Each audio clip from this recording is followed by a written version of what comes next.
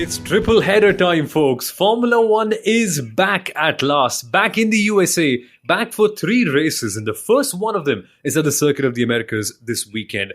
And this weekend is going to be phenomenal because now that F1 is back in America, it clearly means more fanfare, more media attention, more stupid driver intros, more costly tickets, more media hype, and lots of funny stories coming out on Twitter. And best of all, more celebrities on the grid as well, which means more Martin Brundle interacting with celebrities. It's going to be 3 weeks of absolute content all the way through.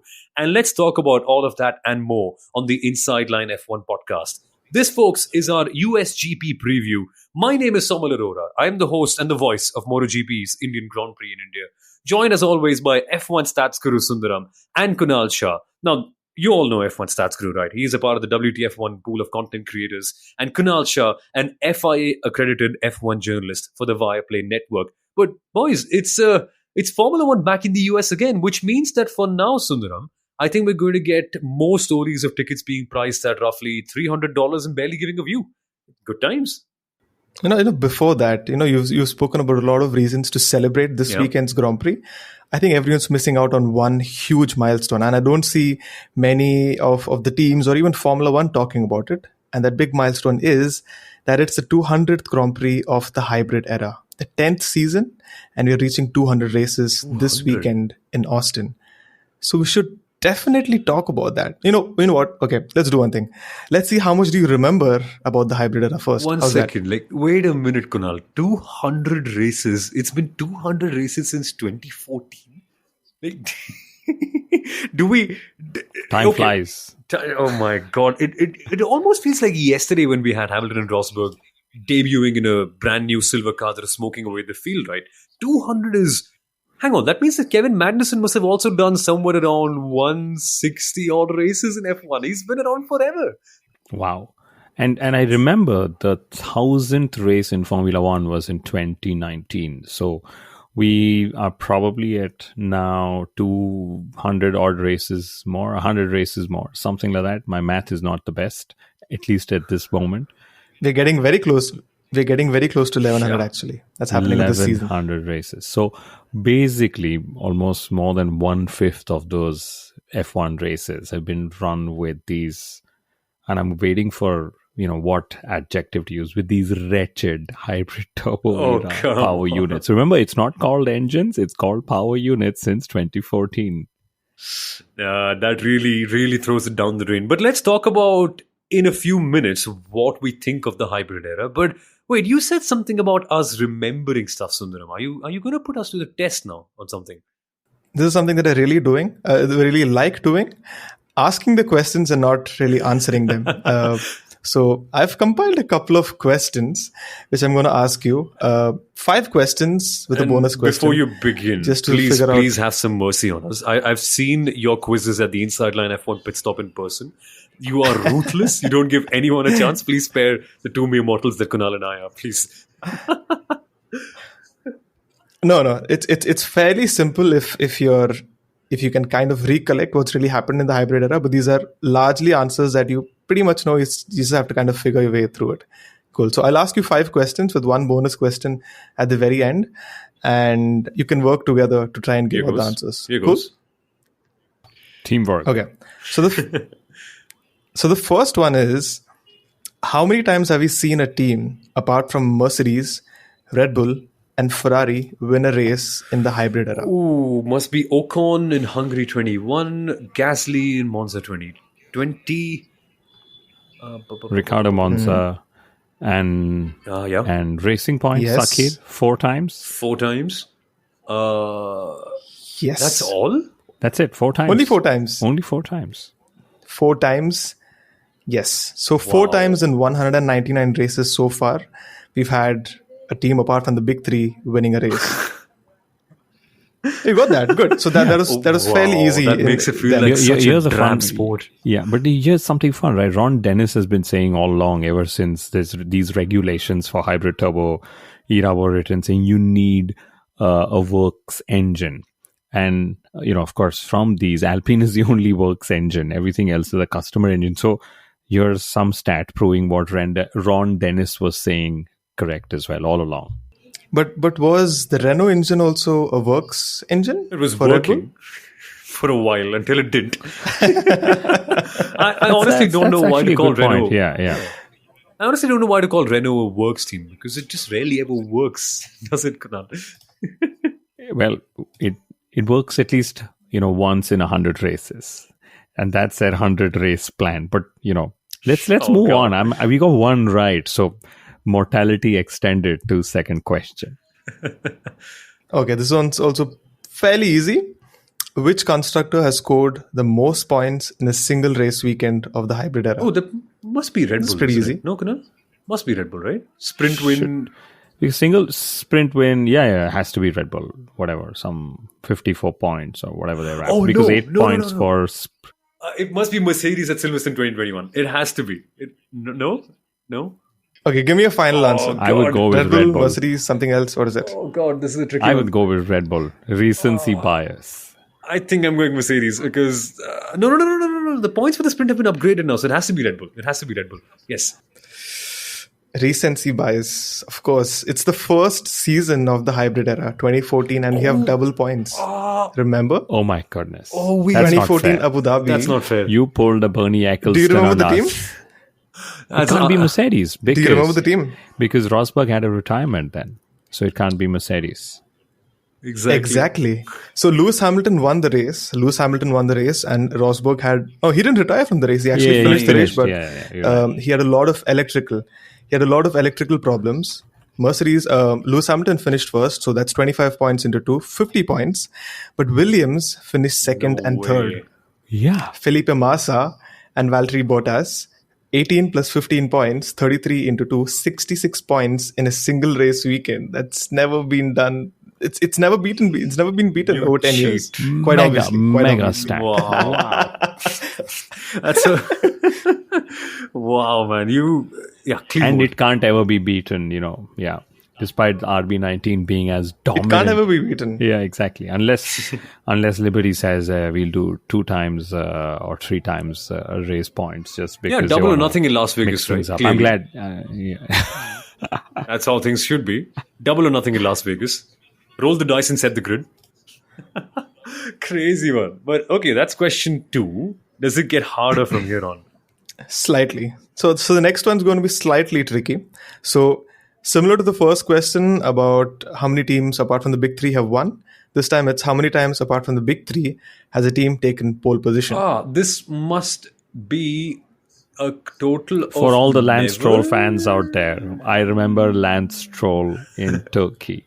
I think it was Ram who was really pulling our pants down on, whatever ring Lance Stroll. I remember him for something good he did. I'm pretty sure. No, Lance Stroll with which race? Lance Stroll with race. Something in Turkey? Some year. Turkey 2020. So that's one. Okay. Must be Lando in Russia 21 as well. Must be... That's 2. Lando in Monza 21 as well. No? No. Who's in pole? No. So Lando's only one in Russia 2021. Unique count. Think last season. Last season. Did we have... no. But when or how? What was last season? 2022? Think low down the grid. Think really Kevin low down the grid. Kevin Magnussen. Really low. Oh, yes. So that's 3. Exactly. 3 drivers? So that's 3. Williams have got a couple as well. There's one more. Massa, Austria 2014. Exactly. You're done. Hey, that's 4. There we are. Exactly.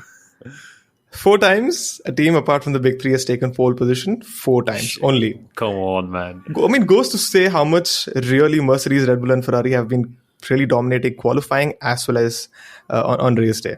Not fair. Cool. Wow. So let's move to question number 4. Yeah. Yes. Okay. Let's do that. Question 4. Okay. This is my favorite one. Okay. Who is the only driver to have entered every single Grand Prix weekend of the hybrid? Lewis Hamilton. Clearly. There's only Lewis one. Hamilton, right? No, he had COVID-19. No. Right. Hang on a moment. Can't be Hulkenberg. Valtteri Bottas. It is Valtteri Bottas. No way.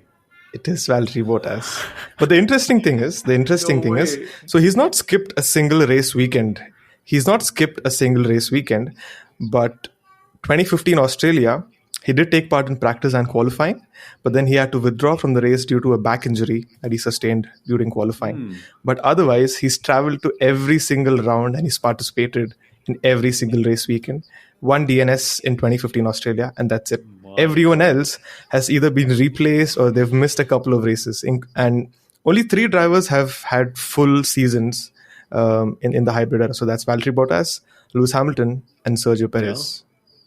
Daniel Ricciardo doesn't really count, so that's 9.5 seasons. Yeah. My word.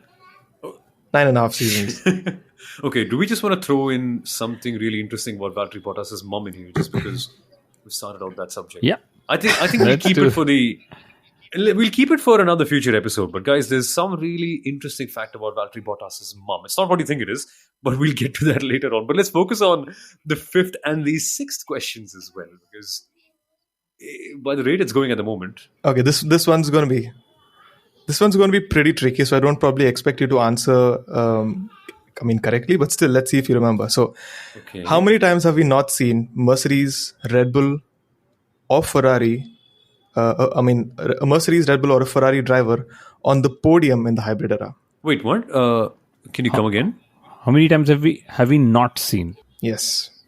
How many times have we not seen a driver from the big 3 on the podium? Like as in together, or like a podium without any of the big 3? Yes. So I'll give you a clue. There's 2. There's been 2. Was it just Brazil at that time? No. I know. Pierre Gasly pipped. Yeah. It must be Monza 2020 and it must be Sakir 2020. Exactly. Yes. Monza 2020 was Gasly, Sainz, and Stroll. And Sakir 2020 was Perez, Ocon, and Stroll once again. Hey! He's not so bad after all. He's not so bad after all. Give him a hand. Give him a hand. He probably needs 2. Oh, God. What can I say? But there's a bonus one coming, isn't there, Sundram? And this is the easiest one. This is the easiest one. So I probably I don't even have to get through the whole question, and you could probably give me the answer. So, who has the most retirements in the hybrid era? Fernando Alonso. Come on. Yes. It has Fernando to be. Alonso. Wait. What do you... Despite not being in 2 seasons... What do you mean by retirements? Do you mean retirements in terms of how many times he's gone away from F1 and come back? Or do you mean how many times he's actually had his car stopped off? Because I think in both cases, Alonso is up there. Exactly. So he's had 40 DNFs over how many ever seasons he's done in the hybrid era? 8. Wow. With McLaren, between 2015 and 2018, he did 77 races. He started 77 races and he retired from 30 of them. Just roughly half of them. Andre De Cesaris would be proud.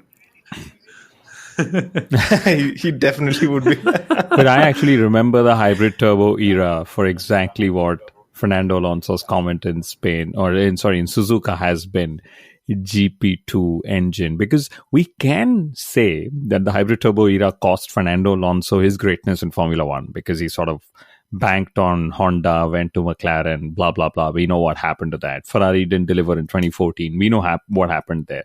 It also cost Sebastian Vettel more titles because he banked on Ferrari. We saw what happened, and then the 2019 out-of-court settlement with Ferrari, etc. So it's cost 2 drivers their greatness. Also, it cost, I think, Lotus became Renault, and that umpteenth come back to the sport and some vivid memories of this era. 1 second. I think from the way you've put it, Kunal, it seems like the hybrid era is less of a problem and Ferrari are more of a problem, if anything.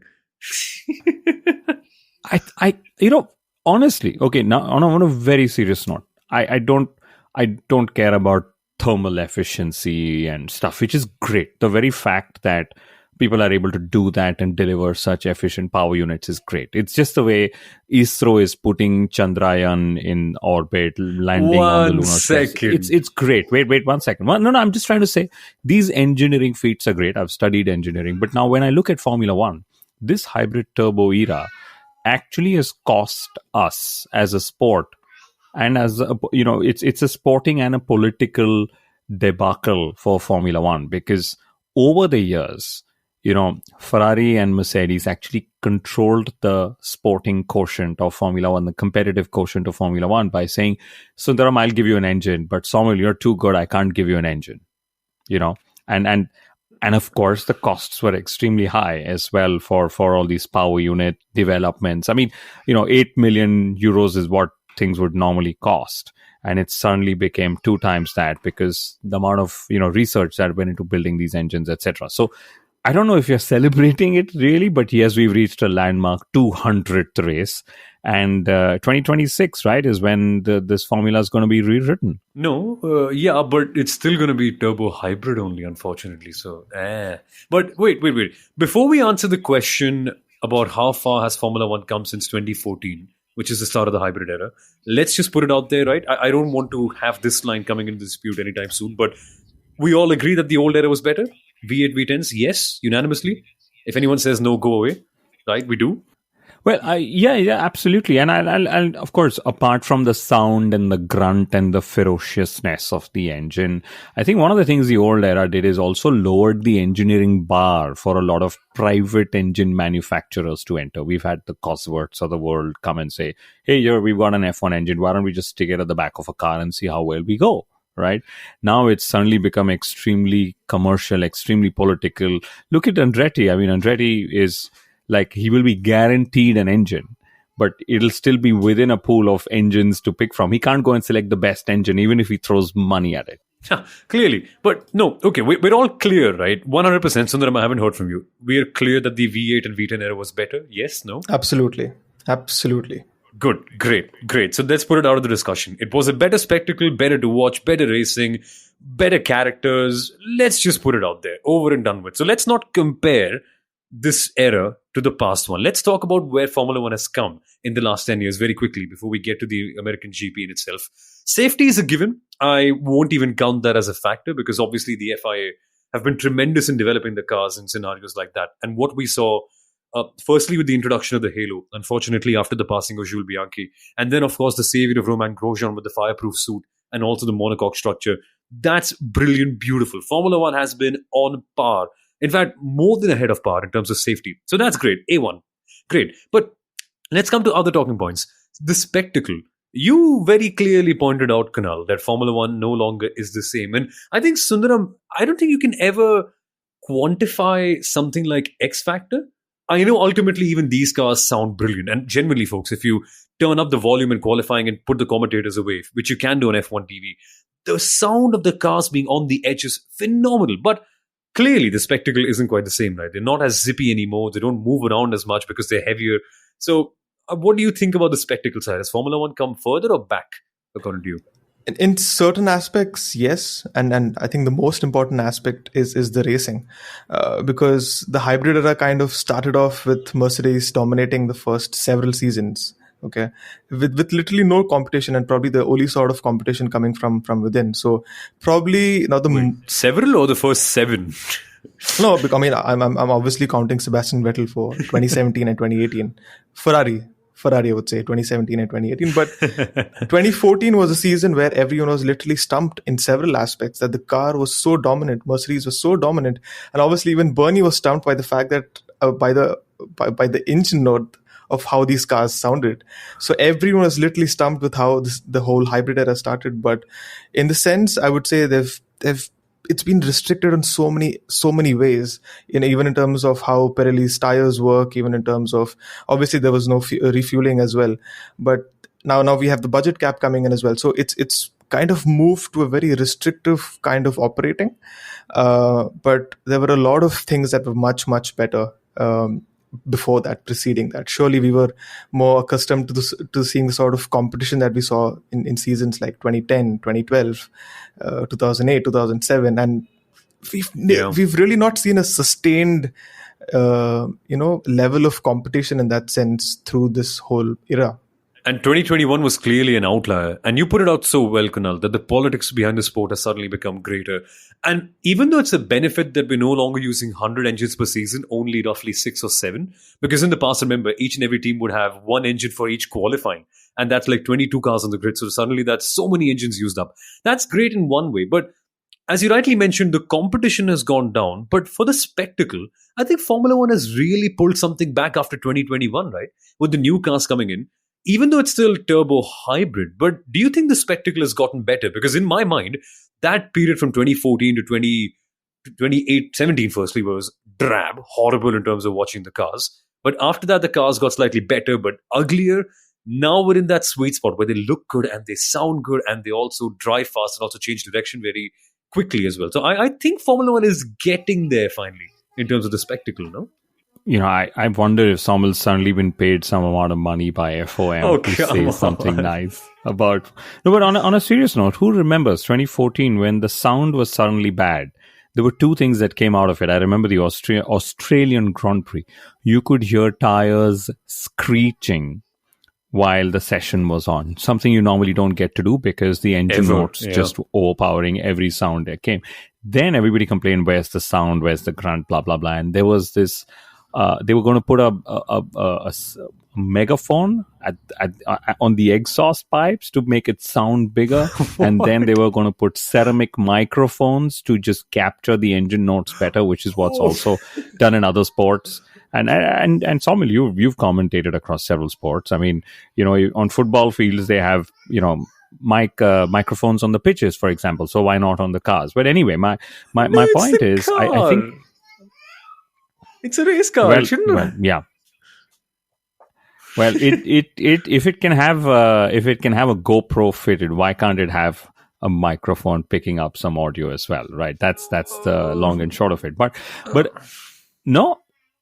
Okay, no, broadcast but technology. We'll get there. We agree to disagree on this one. Okay. But you were saying. Look at it. Imagine this way: 350 kilometers per hour on the straight, and you're able to hear the engine note in real time. That's broadcast technology for me. Again, engineering feats that I spoke of. But anyway, I think I don't. Again, the big challenge now, the spectacle is it's dependent a lot on tires, right?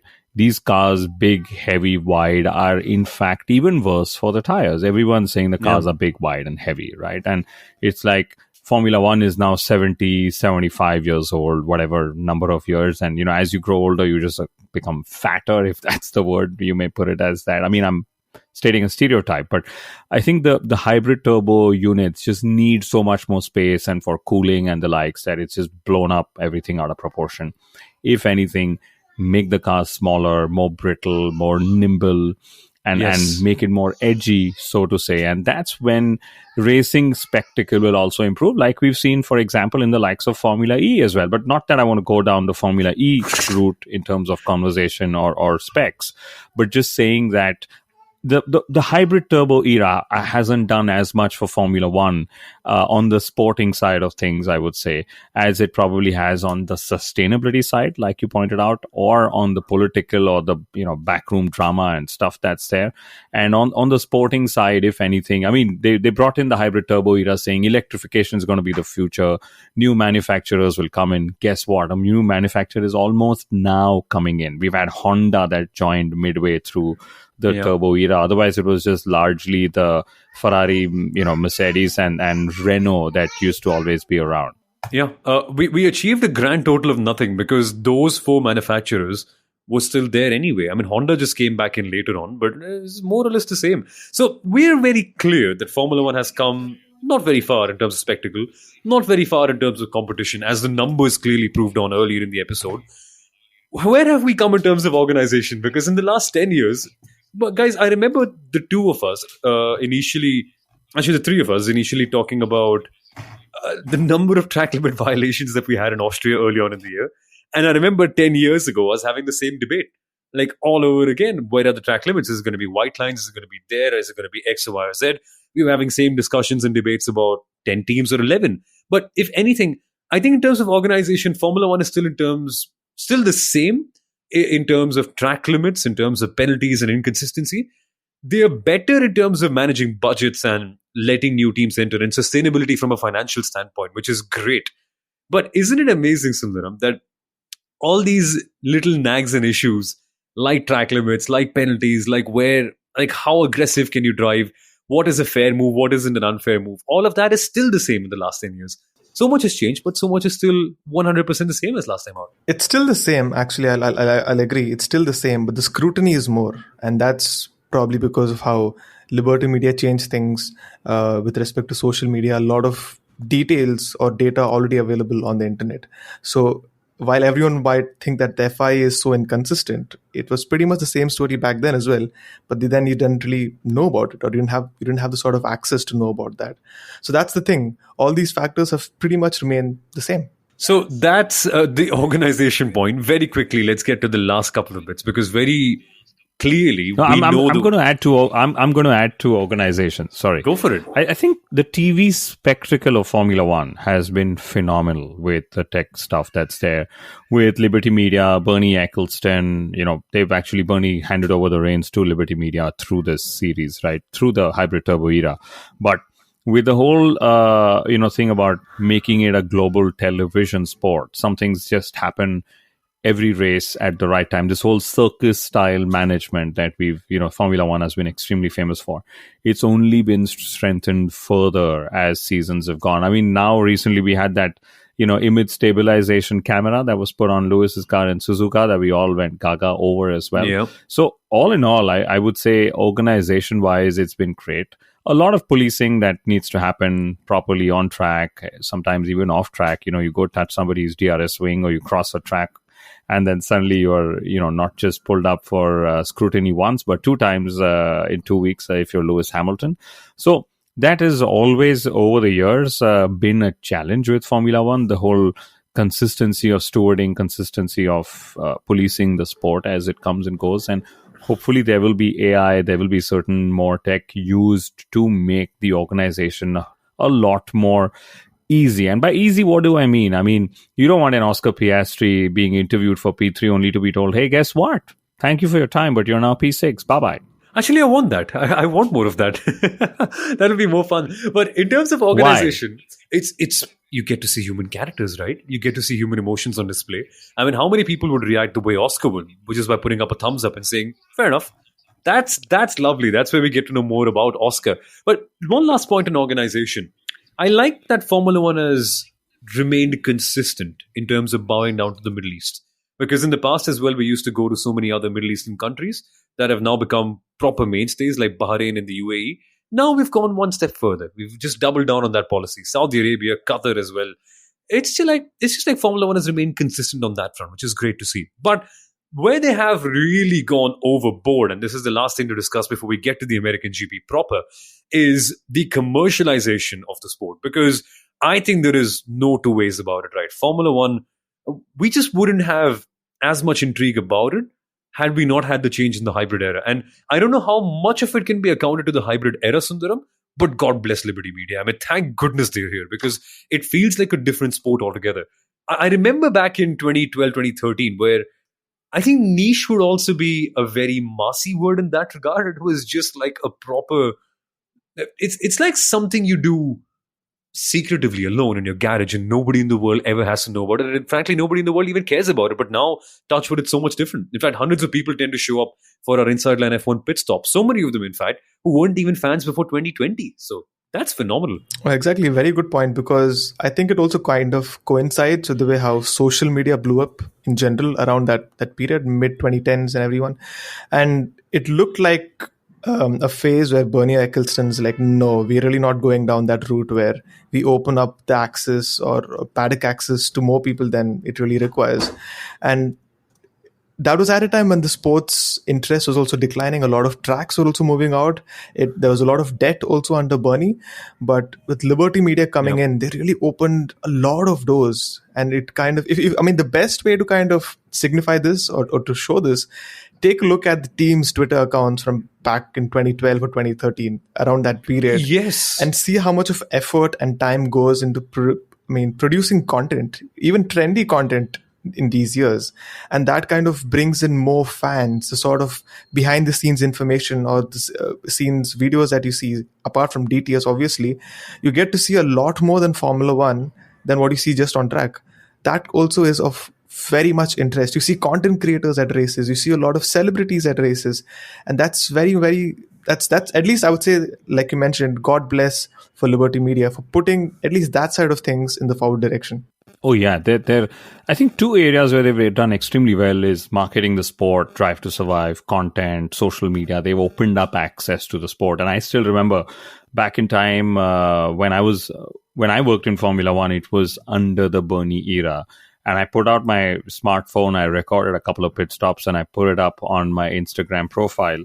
And I still remember suddenly a couple of hours later, I was like, will I be told to remove it? Will I be blocked off from Instagram? Will there be, because it was a personal video, it was nothing, but it was just the Force India team in action. So I think Liberty Media has done great in that sort of marketing and commercialization. With regards to teams suddenly becoming billion-dollar enterprises. I mean, Alpine was valued at some $900 million for literally having, we saw their stats in the hybrid turbo era, literally nothing much out there to brag about, but still such a high valuation. But the truth also is, and this is again the counterpoint to commercialization, teams are now successful business entities, right?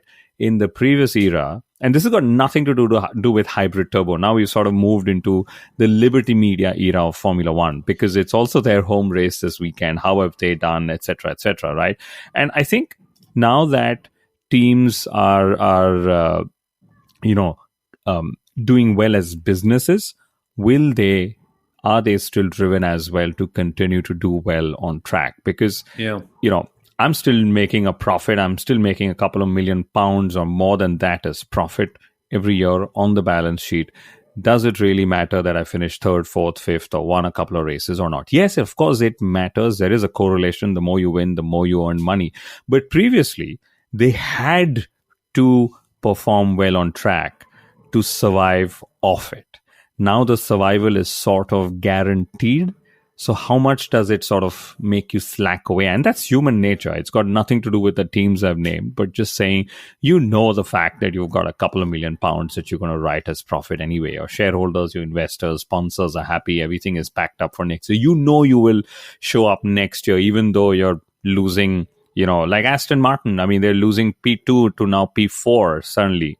You still know you're going to show up on track, even if it's a Lance Stroll in the car, So there are lots of these guarantees which also work negatively, but that's just my way of looking at things. I think you're right, because the next stage of the hybrid era is going to see how these teams sustain their competitiveness.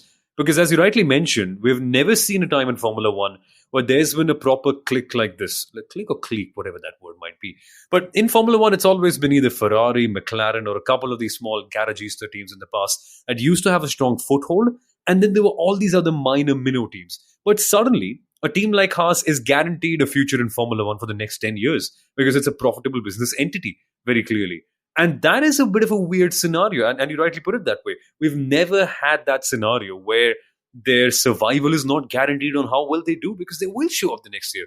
So I want to see that dynamic evolve. Let's see how they behave, how they invest into the team. And do we end up seeing more stability in that regard? Because when you compare what Sauber used to be to what they are today, it might still seem like the same, right? Back of the grid team, very stable in their operations, got good budding engineers and good budding drivers that then will make it into a big league later on in the future. But I think it makes it a lot more impressive that a team like Sauber was able to do it in the past when there was no budget cap era, when development was unlimited, where they really had to survive on their own merit, and they did for 30 years. And now they can just do the same thing without any competitive pressure and still churn out a profit. That to me sounds a little wrong, Kunal, in its nature. Even though they've earned it, even though they've earned the buy-in period to be about a Formula One when it's thriving, but something about it just feels morally wrong.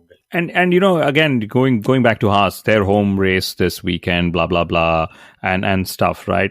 The Asian team with $1 billion in backing that had a $600 million dollars kept aside as the anti-dilution fee, everybody said it's $200 million, and this team turned around and said, guess what? We'll pay 3 times that money, and they issued a press release saying that, right? They turned around and said if Haas at this moment went through the new cycle of getting approved as a new team in Formula One, they would have probably not made it this time. So clearly, the incumbent teams are just there because they sort of withstood all the pressures that Formula One as a sport and business were going through during the whole transition era and the dominant era of Mercedes, when pretty much nobody was watching Formula One and the likes. But maybe this is a cue 35 minutes into the episode to say, why don't we look forward to Haas's home race this weekend? One of 3 home races. Logan Sargent's one of 3 home races. Formula One, Liberty Media's home race as well. And look out for what we have this weekend, because for the first time, I think we have 2 back-to-back sprint races. And also the first time that we have a sprint race in the USA. No, let's get to that in a second. Let's talk about Haas very, very quickly, because I think when we talk about where Formula One has come, commercialization clearly has been better. When we talk about Formula One since 2014, right, we know that commercialization has become a lot better since Liberty Media has come in. But many people seem to have a problem with the Americanization of the sport. And what I really want to bring out with that is, what do we remember Haas for? Do we remember Haas for being an American team, or do we remember Haas for mediocrity and just having notorious issues in the past?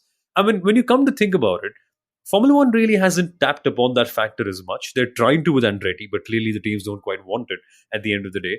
But so many fans are complaining that it's too American now. It's too focused on that one market. Well, to put it into context, America is huge, folks. America is like massive.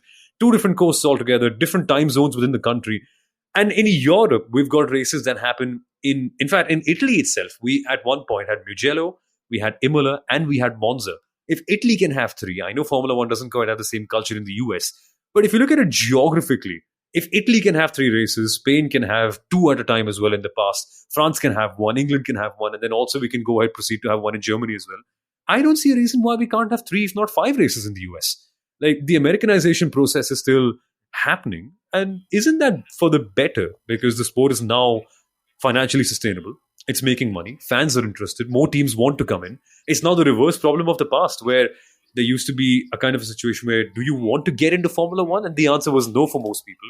It's the reverse now. So if anything, I'm a big fan of the Americanization, and that makes me even more disappointed in Haas, because as I mentioned, we don't remember them for anything, right? It's like, seriously, what do we remember Haas for? Like, do we even remember them to be an American team, Sundaram? Genuinely?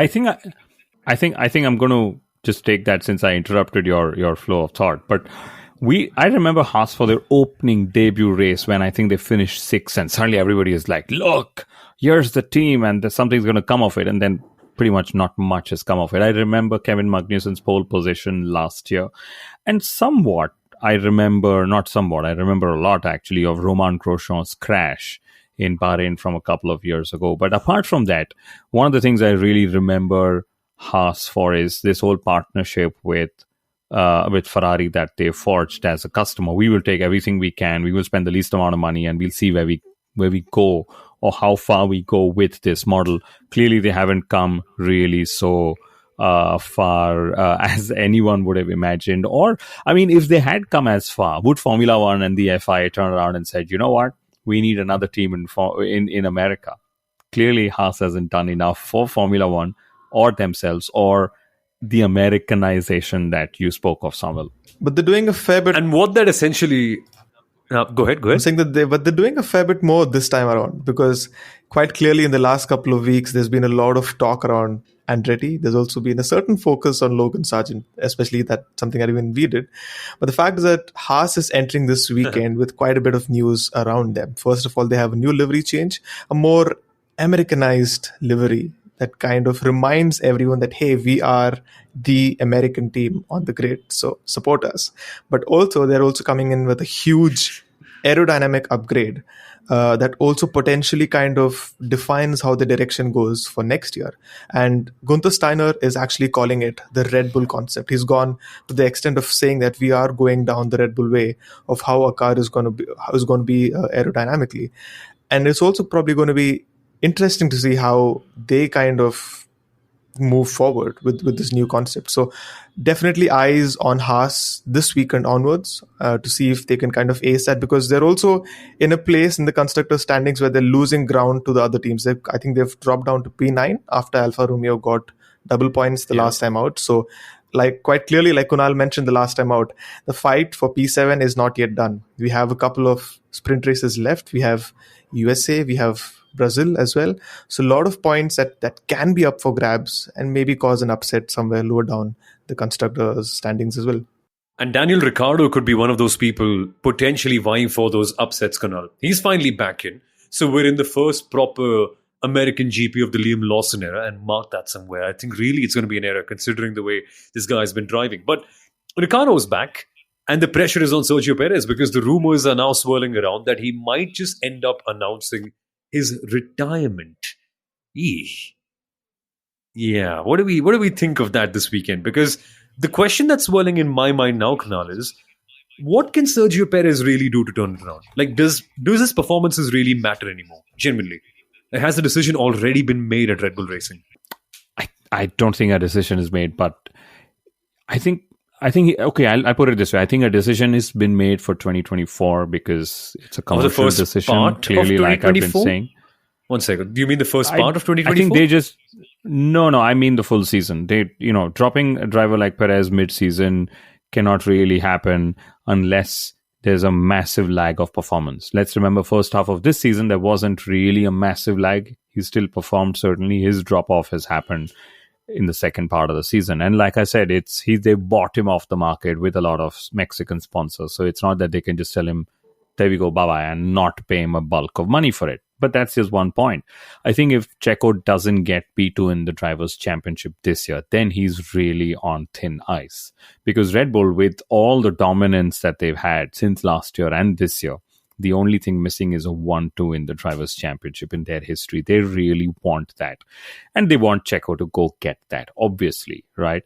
And that if he doesn't get that, then it's going to be really, really tricky grounds for Checo Perez. And, we all scoffed when McLaren let go of Daniel Ricciardo, but look at the way Oscar Piastri stepped up and, scored probably more points than Daniel Ricciardo would have managed. Again, it's just conjecture that I'm saying it, but I think where the Perez situation falls, and even the rumors around Helmut Marko, the whole. I think the battle in Red Bull is first external, with McLaren trying to catch up, everybody doing new cars for 24, etc., but also internal, because who is actually driving the team forward with all the whole.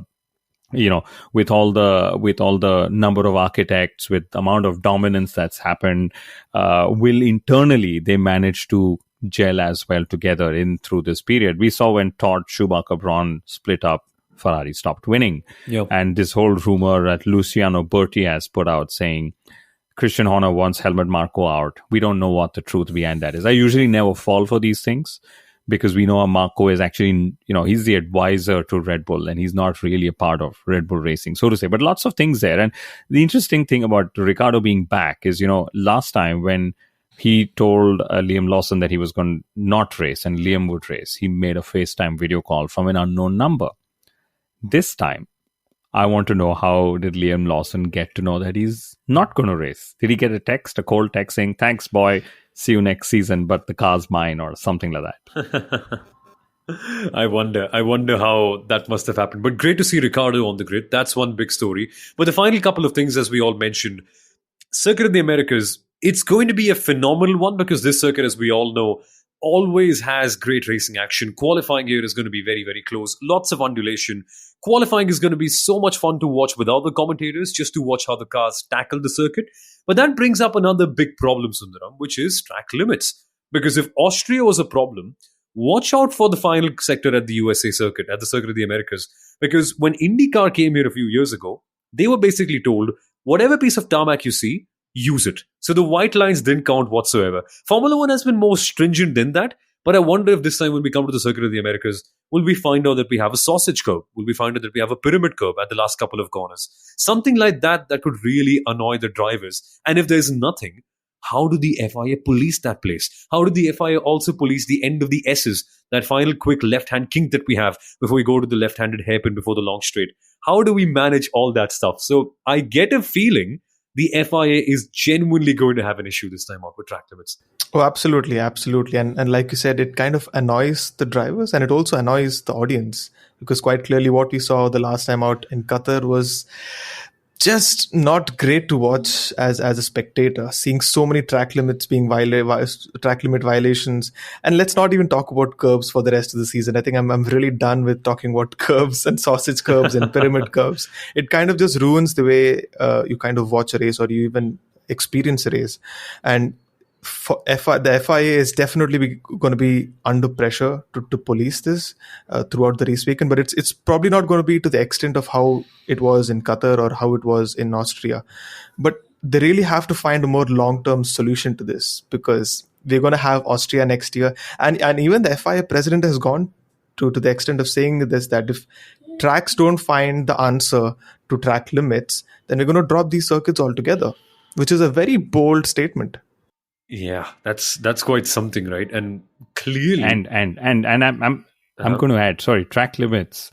There's track limits with cars, and there's a track limit with drivers. And Lewis Hamilton is being investigated if he was, I don't know, penalized enough the last time for walking across a track. I don't know. Sometimes I just get this feeling Hamilton just becomes a poster boy, and the FIA uses it to make him an even bigger poster boy. And I don't know. But anyway, there's a lot of stuff to look forward to. The other thing is, of course, McLaren. Will their crazy form continue? I mean, the two drivers have said 79 points to Ferrari in third place. Yeah, should be possible. I mean, that's mega, right? If McLaren would have had their recovery at the start of the season, Red Bull would have not had it this easy. And this is why 2024 becomes even more interesting. We're probably 200 days away from 2024, but can you imagine what it could be if McLaren remains as strong as they've been in the second half of this season, or since Austria this year? Let's wait and watch to see how things go about this weekend. But folks, I hope you've enjoyed this episode of the Inside Line F1 podcast. It's a long one, yes, but a big occasion to celebrate with the 200th Grand Prix in the hybrid era. But let's very quickly go for predictions. And after all the numbers that you've thrown me, Sundaram, I very quickly am also going to be doing the smart thing and betting on someone in the big three. For me, it has to be Carlos Sainz, because remember, folks, he was the pole sitter last year here. Momentum also on his side, so I'm going to go for him as always. But very quickly, where do you guys stand on that? I want to. Why don't you go first? I have a very interesting stat to just kind of plug in right here. So, Max Verstappen has won the last 18 races held on clockwise configurations, and the only races that he's not won this year are anti-clockwise circuits. He has won in Miami, which was also an anti-clockwise track, but the races that he's not won this year were on anti-clockwise tracks. Where was it? Saudi Arabia, Baku, which is the other one I can't seem to remember. Singapore. Yeah, Singapore. So 4 of the next 5 races are on anti-clockwise circuits. I don't mean to say that really matters, but maybe we're going to have a different race winner this time as well. Fun trend, yeah. What about you, Kunal? Who's your money on? I think I'm going to put my money on Max Verstappen. He just is going to win it all, like I keep saying. But I think at some point I'm going to get it wrong. But at the moment, there's a very high chance I'm going to get it right for several more races to come. And, we'll get to see if he's sort of loosened off a little bit after winning the third title. He didn't really loosen off in Qatar, as you all call it. But let's see. I hope there is a challenge. I hope McLaren is able to challenge him because they seem to be the closest. And, there's this whole talk of circuits are going to benefit Mercedes more given the characteristics of those circuits. So McLaren will drop back, etc. But I would love to see if McLaren is able to still keep tuning their car into these different circuit requirements and still be up there. I mean, McLaren versus Ferrari is what I grew up on. And if that's the story for P3 or P whatever in the championship, I'm all in. Let's wait and see if we eventually end up getting more and more of the same this weekend. Folks, but what do we have in mind, Sundaram? What do we have in mind? I'm going to particularly really look at how the dynamics is really between George Russell and Lewis Hamilton. this particular weekend and onwards, because it's happened at the last two tracks. It's happened at the last two races. So I'm particularly going to be looking at what happens on track. Are there going to be any team orders in play, any instructions, especially between these drivers? We have a couple of sprints coming up as well. So I'm going to keep a close eye on what happens within that team. More chaos, more drama, more qualifying issues, more crashes? Let's wait and see. But now, folks, it's time to end at last. Well, it was amazing. Thank you so much for listening into this episode. And we'll be back on Monday with the post-race review. Stay tuned, everyone. We'll be there. Bye-bye.